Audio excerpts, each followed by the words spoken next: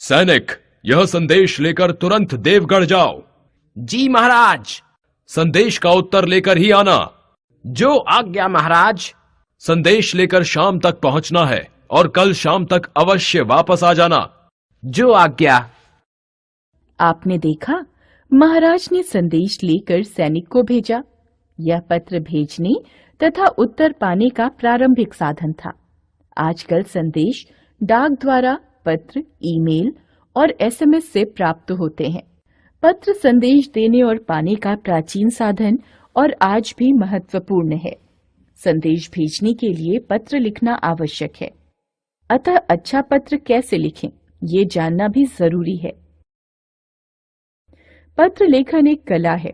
अनेक तकनीकी साधनों के आने के बाद भी पत्र आपसी संपर्क का बेहद महत्वपूर्ण और सुलभ साधन है। पत्र के द्वारा हम अपने विचार और संदेश अपने परिवार के लोगों, रिश्तेदारों, मित्रों और अधिकारियों तक आसानी से पहुंचा सकते हैं। पत्र दो प्रकार के होते हैं, औपचारिक पत्र और अनौपचारिक पत्र। औपचारिक पत्र ये पत्र उन लोगों को लिखे जाते हैं जिनसे हमारा व्यक्तिगत संबंध नहीं होता, जैसे प्रधानाचार्य, अधिकारी, संपादक आदि। शिकायत करने, आवेदन करने, अवकाश के लिए, पुस्तकें मंगवाने आदि के लिए औपचारिक पत्र लिखे जाते हैं। अनौपचारिक पत्र ये पत्र परिवार के लोगों, रिश्तेदारों और मित्रों को लिखे जाते हैं। इनसे हमारा व्यक्तिगत संबंध होता है। निमंत्रण, बधाई, सूचना, संदेश देने आदि के लिए अनौपचारिक पत्र लिखे जाते हैं। पत्र लिखते समय ध्यान रखने योग्य बिंदु। पत्र सदा बाईं ओर लिखें, अपना पता, तिथि व अन्य बातें। पत्र में अपने विचार क्रम से लिखें, अनावश्यक विस्तार न दें। पत्र की भाषा सरल, सहज और विषय के अनुरूप होनी चाहिए। पत्र के प्रारूप का ध्यान रखें। औपचारिक पत्र का आरंभ और समापन जिसे पत्र लिखा गया है।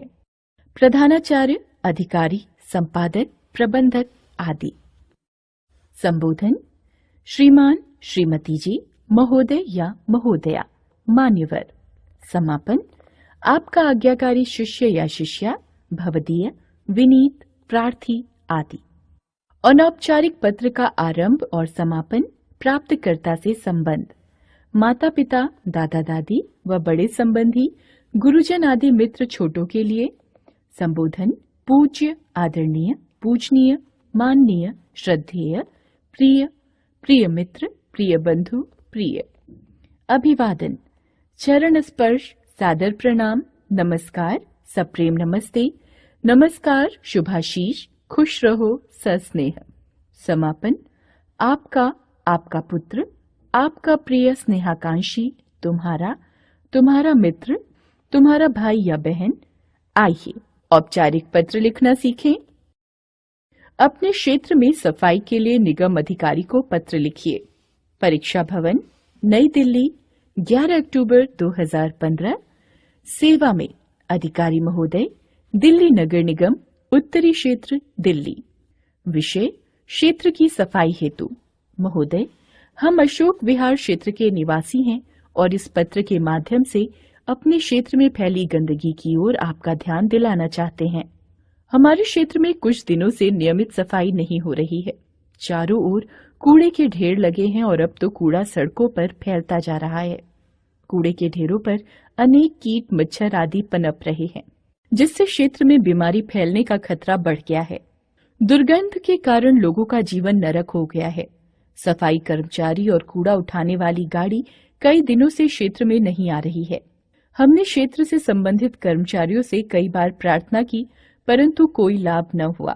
अतः आपसे हमारा विनम्र निवेदन है कि हमारी समस्या की ओर ध्यान दें और शीघ्र से शीघ्र इस समस्या का समाधान करें। हम आपके बहुत आभारी रहेंगे। धन्यवाद। प्रार्थी क ख ग। आइए अनौपचारिक पत्र। आपने विद्यालय में लड़ाई की। इस गलती के लिए अपने पिताजी से क्षमा मांगते हुए पत्र लिखिए। परीक्षा भवन, नई दिल्ली, 28 जनवरी 2016। पूज्य पिताजी, सादर चरण स्पर्श। मैं यहाँ सकुशल हूँ। आपका पत्र मिला, समाचार प्राप्त हुए।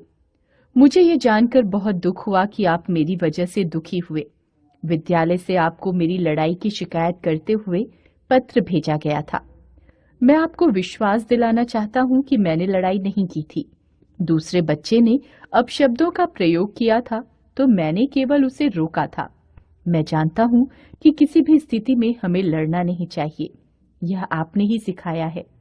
आपको जो दुख मेरे कारण हुआ उसके लिए मैं आपसे क्षमा मांगता हूं और भविष्य में फिर ऐसा न करने का वादा करता हूं। मैं उस बच्चे और प्रधानाचार्य जी से भी क्षमा मांग चुका हूं। आशा है आप मेरी बात समझ मुझे क्षमा करेंगे। माताजी को प्रणाम और छुटकी को ढेर सारा प्यार। आपके पत्र की प्रतीक्षा में आपका पुत्र क ख ग।